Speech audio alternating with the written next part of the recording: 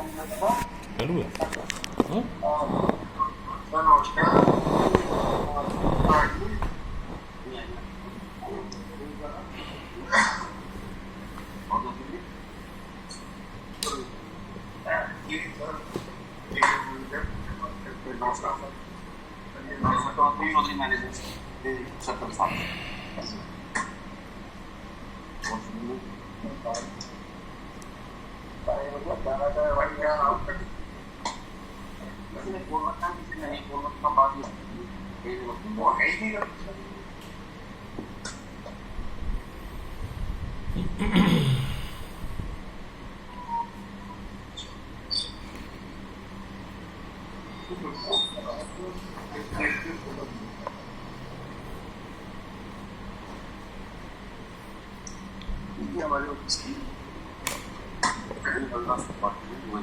थोड़ा सा नेट का इशू आ रहा है। एसईओ मैम के यहाँ नेट का इशू आ रहा है। अभी तुरंत 2 मिनट में वो कनेक्ट हो रही है।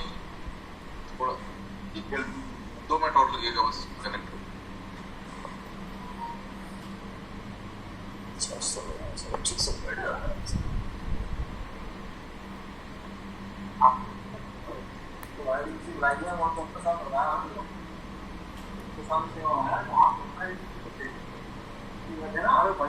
पता नहीं भाई जगह पर कैसा काम कर दिया ये है भाई जान को बता दिया मेरा वहां पानी लाइन करी थी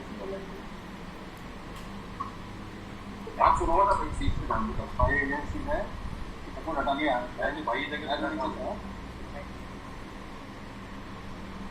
तो डाली तो ये हटा दो हम काटी और अंदर लाइन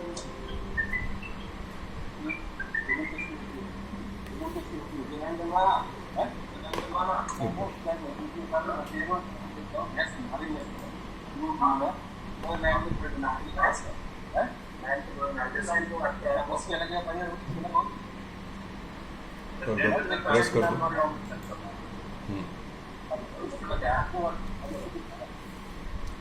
हर 10 मिनट में हो जाएगा हर 10 मिनट में ध्यान रखना शायद माउस क्लिक कर देना माउस वही रखो बस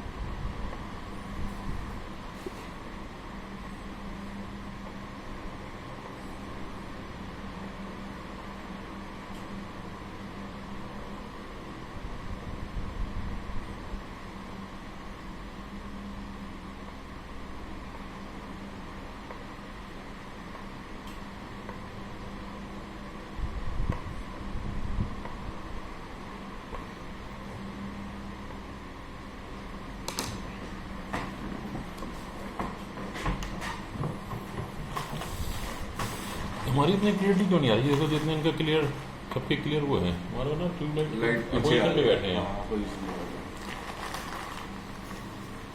यही तो सब चीज़ पहली बात होगी देखी हमें लाइट के सामने बैठना चाहिए था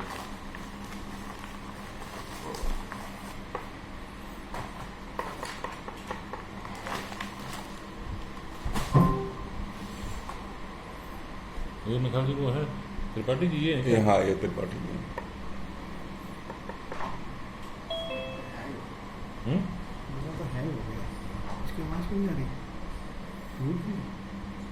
सारी म्यूटें तो क्यों आ जाएगी? मेरे को तो वहाँ आवाज़ आ रही थी अभी आ रही है अब आ गई है कैद आ गई है नहीं मैडम हाँ जी good afternoon can you all here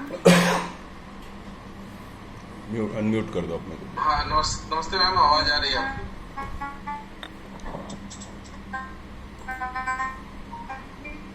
हमारे को अनम्यूट कर दे जी कुछ प्रॉब्लम है कंप्यूटर में, तो मैंने फोन से ही ज्वाइन कर लिया है। कौन कौन लोग उपस्थित हो गए हैं एक बार बता दें। मैम मैं रवि अमित जैन, कोई दिख रहा है मीटिंग को इनिशिएट कर लेते हैं। अमित जैन हाँ जी, हाँ महागुण जी, राइट। मैडम महागुण की एओ से संदीप चौहान है प्रेसिडेंट, और मृदुल भाटिया जो सेक्रेटरी हैं।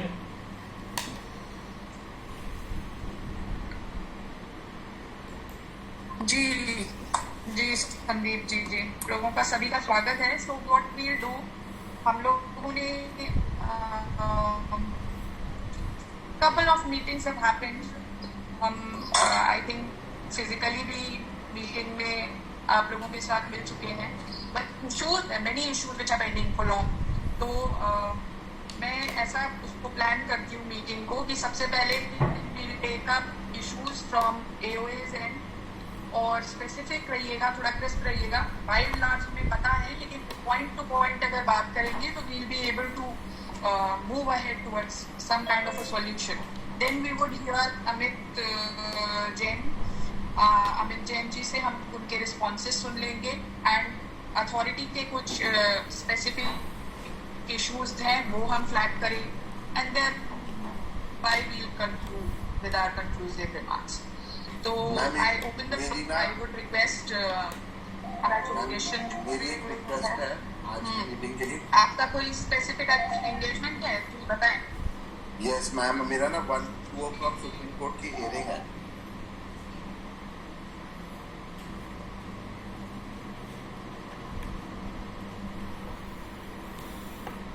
हेलो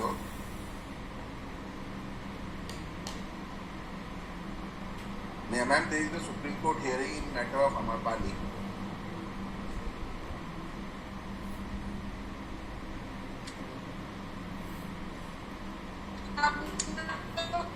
बहुत जल्दी करेंगे। We'll not keep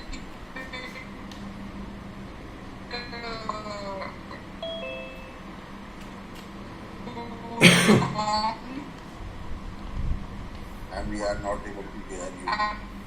your online hearing, yeah? We'll wind it up in 25-30 minutes.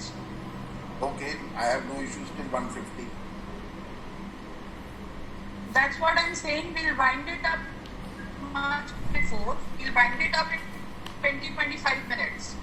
Okay ma'am, let's see what best we can do. 20-25 minute में इसको खत्म कर लेंगे इस मीटिंग को, ठीक है? 20 मिनट में। जी जी। तो सबसे पहले जल्दी से शुरू करिए, बताइए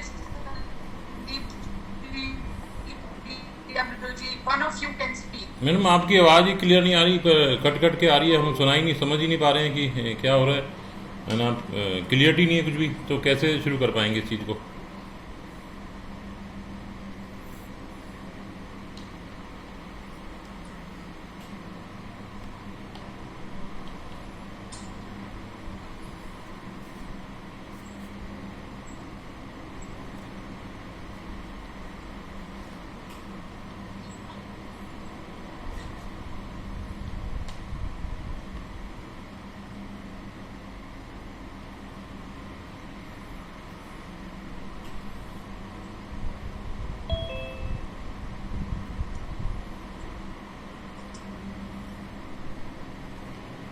Sir, good afternoon.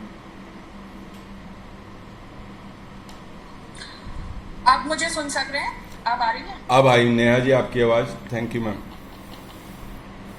आप बताइए प्लीज। मैडम पहले तो सबका धन्यवाद आप सभी का कि आपने एक बार दोबारा से टाइम निकाला, लेकिन ये टाइम ऐसा क्यों निकाला गया ये हमें सबकी समझ से परे है कि ऐसा ये नाटक जो हो रहा है क्यों हो रहा है। क्योंकि हाई कोर्ट के आदेश के बाद और रितु महेश्वरी जी के जो आदेश के बाद जो एक निस्तारण कर दिया गया था हमारी सोसाइटी का सारा मैटर, उसको दोबारा से नीचे के लोग दोबारा से स्टार्ट कर रहे हैं कि आप लोगों का इशू है, वो इशू को हम सुलझाना चाहते हैं। ये सब क्यों हो रहा है मैडम? क्योंकि हाई कोर्ट ने एक आपके पास ऑर्डर होगा मैडम, रितु महेश्वरी जी ने ऑर्डर किया था 18/11/2019 को हाई कोर्ट ने आदेश दिया था, उसी का अनुपालन करते हुए। नहीं मैडम पहले मैडम हमारी बात या तो सुन लीजिए या तो पहले सबसे पहले तो मैं चाहूंगी संदीप जी कि आप थोड़ा सा ये जो शब्दों का प्रयोग है ना उसको थोड़ा रिफ्रेन करके करिए। मैडम बिल्कुल करेंगे। आप एक बार नहीं मैडम पहले पूरी बात पहले कोई समस्याओं को सुधार मैडम समझ मैं आप पहले एक बार पूरी बात सुन लीजिए। आपको जो मौका दिया गया है वो ये कहने के लिए नहीं दिया गया कि नए सिरे से बताइए, आप वही बता दीजिए ना जो ऑर्डर है। मैडम वही वो ऑर्डर की कापी आपके पास भी होनी चाहिए मैडम। ऑर्डर की कॉपी है मेरे पास, लेकिन जब तो आपको उसमें मौका दिया मैडम जाए, उसमें तो मैं आराम से मैं बताना चाह रहा हूँ, उसमें क्लियर लिखा है कि हाई कोर्ट ने 18/11/2019 को आदेश दिया था नोएडा अथॉरिटी को, जिसका अनुपालन करते हुए रितु महेश्वरी जी ने सीओ साहिबा ने 26/11 को एक ऑर्डर किया था और उसको कह दिया था कि हमने निस्तारण कर दिया है। उसमें यह लिखा था सबसे ऊपर लाइन कि उपरोक्त के संदर्भ में दोनों पक्षों को सुनने के उपरांत नियमानुसार निर्देश दिए जाते हैं। मैडम उसके बाद से उसमें निर्देश में क्लियर सब कुछ लिखा है जो हमें चाहिए, जो मांग है वो जो मैडम ने निर्देश। मैडम मैं अभी मैं तो वही लैंग्वेज पढ़ रहा हूँ मैडम, मैं तो वही लैंग्वेज पढ़ रहा हूँ जो लिखी है आप लोगों ने। उसमें लिखा है कि आईएफएमएस का पैसा मैडम। संदीप जी सुनिए, इसमें मेरा यही कहना है कि अगर उस आदेश में कुछ हिस्सा कंप्लाइड हो गया हो मैडम मैं वही बता रहा हूँ मैडम, वही पूरी बात सुनिए एक बार।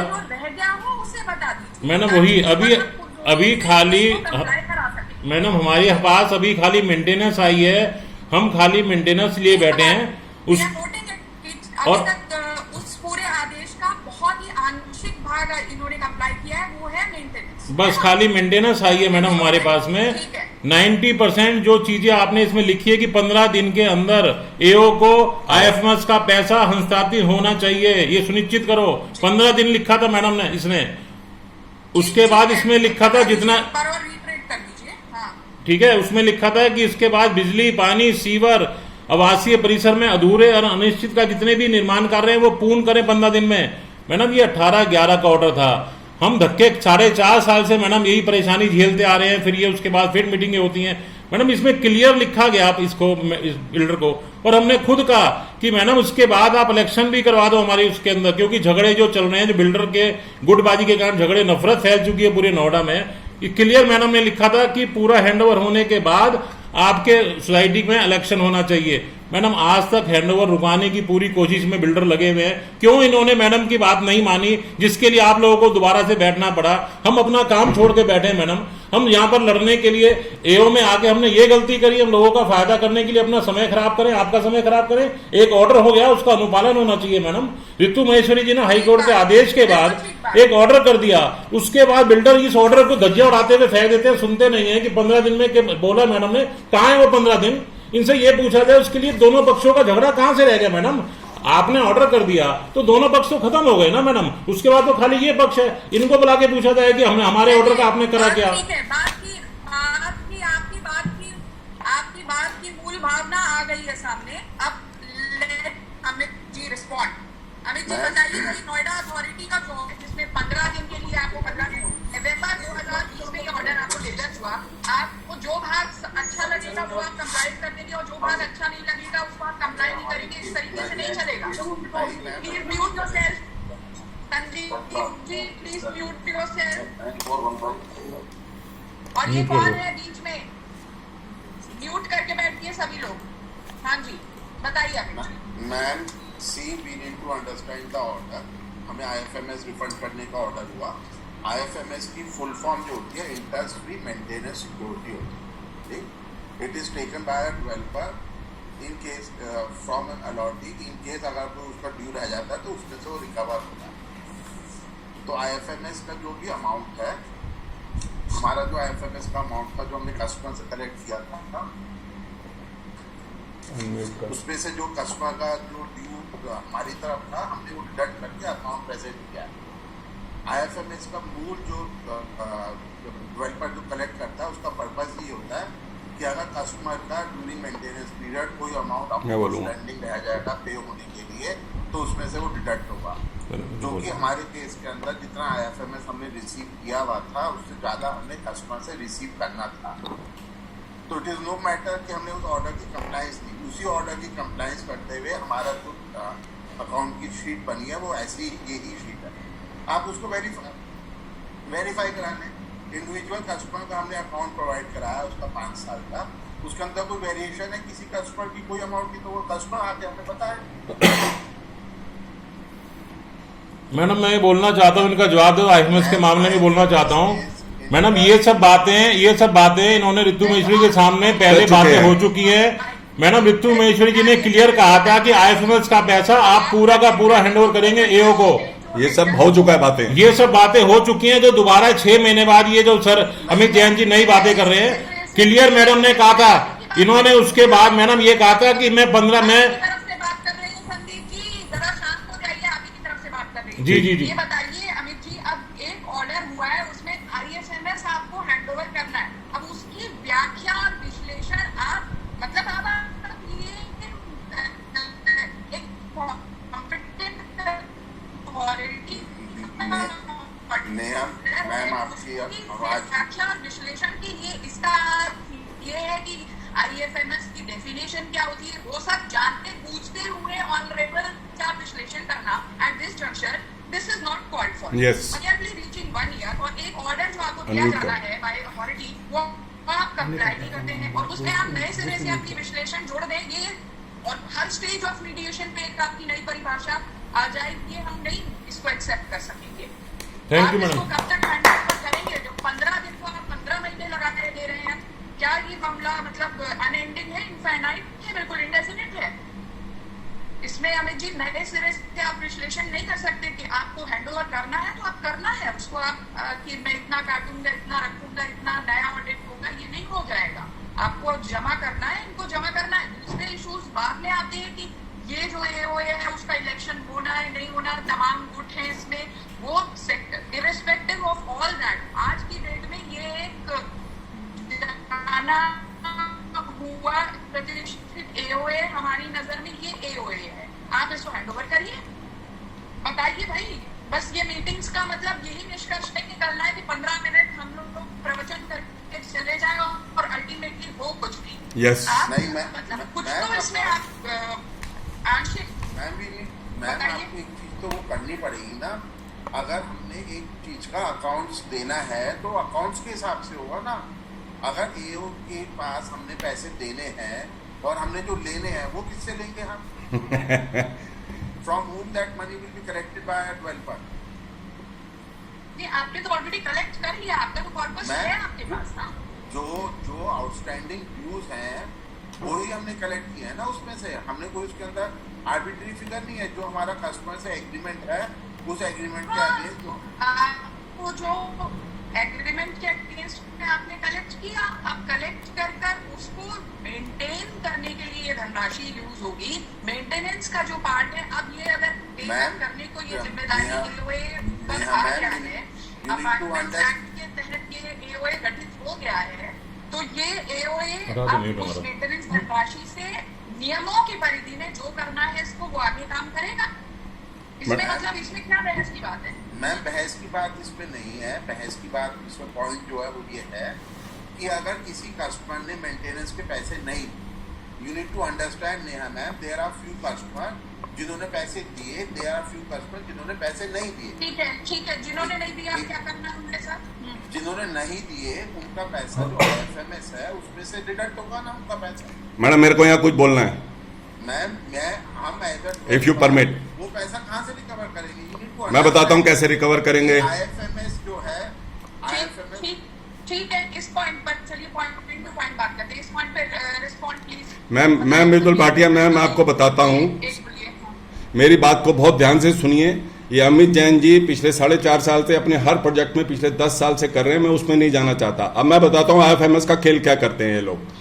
आईएफएमएस का खेल वहां से शुरू होता है मैम, जब अपने एग्रीमेंट में जो वनरस एग्रीमेंट होता है उसमें ये लिख डालते हैं कि जो आईएफएमएस का पैसा है ओरिजिनल अलॉटी को मिलेगा, और ऑलमोस्ट जब तक प्रोजेक्ट कंप्लीट होकर बचता है तब तक 50% से ज्यादा ओरिजिनल अलॉटी गायब हो चुका होता है, क्योंकि सारे के सारे फाइनेंसर होते हैं, सब कुछ होते हैं।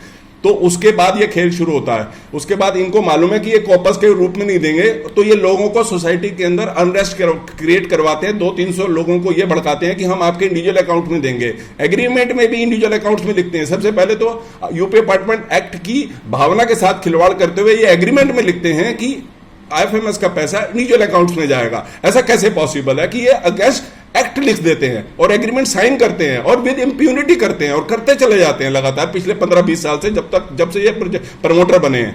अब आप सुनिए, मेरी सोसाइटी के अंदर इनका 2 साल का मेंटेनेंस कॉन्ट्रैक्ट था with every individual resident. Madam ये बहुत इंपॉर्टेंट बात है, इसको रिकॉर्ड पे लीजिएगा कि हर इंडिविजुअल आदमी के साथ अमित जैन जी का स्टैंप पेपर पे लिखकर 2 साल का मेंटेनेंस एग्रीमेंट था, जिसके की पैसे इन्होंने एडवांस में ले लिए थे, सारे के सारे CAM amount, CA amount, water, सब कुछ इन्होंने कम से कम 1.5-2 लाख रुपए इन्होंने पूरी 2 साल की जो मेंटेनेंस थी मैम हर फ्लैट ओनर से ले ली थी।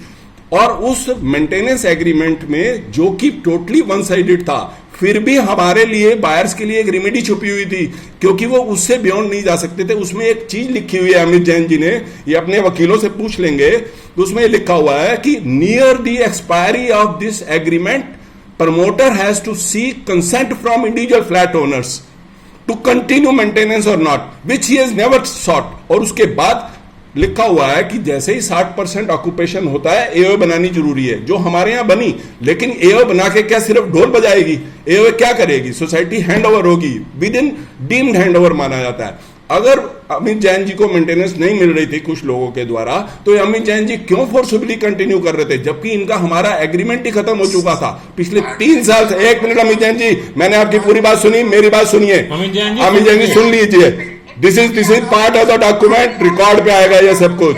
आप सुनिए मैम, मैं आपको बताता हूं, ये अमित जैन जी के साथ जो कंपनी के साथ कम से कम 50,000 फ्लैट इन्होंने बेचे हैं। उस हर एग्रीमेंट में ये लिखा हुआ है कि ये 2 साल मेंटेन करेंगे सोसाइटी सिर्फ, और उसके बाद छोड़ के चले जाएंगे। अगर रेजिडेंट कंसेंट नहीं देते तो ये उसके बाद का पैसा क्लेम कैसे कर सकते हैं? He is totally defaulter, simple as anything.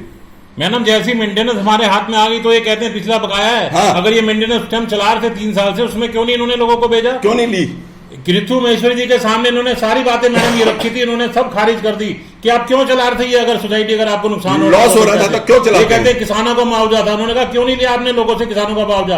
एओ से नहीं कर सकते आप, 1 पैसा डिडक्ट नहीं कर सकते आईएफएमएस में से, उन्होंने क्लियर बोला था। फिर मैडम इन्होंने ये बात बोली थी कि मैं 4 किस्तों में दे पाऊंगा पैसा, मैं इकट्ठा 16 करोड़ नहीं दे पाऊंगा, उनके सामने बोला। उन्होंने कहा नहीं, आपको एक साथ देना पड़ेगा, क्योंकि बिल्डर 1 किस्त देते हैं, उसके बाद बिल्डर सब कोई किस्त नहीं देता, फिर लोग अपने उसके लिए चेकों के लिए भटकते रहते हैं, 138 में लगे रहते हैं। मैडम क्लियर सारी बात दोनों पक्षों को सुन, मैडम अमित जैन जी सुनिए, दोनों पक्षों को मैडम 1 साल तक हम धक्के खा के दोनों पक्षों को सुनने के बाद इत्तू महेश्वरी ने ऑर्डर किया था, उसके बाद ये नई बातें निकाल लेते हैं मैडम। ठीक है संदीप जी, ओके। अमित जी बताइए भाई, अब आपकी खारिज हो चुकी है, you have to get this 16 CR या जो भी आज की डेट में जो अमाउंट है, that amount has to come to them. Ma'am, amount has to, how can amount come when the RWA stops people to pay the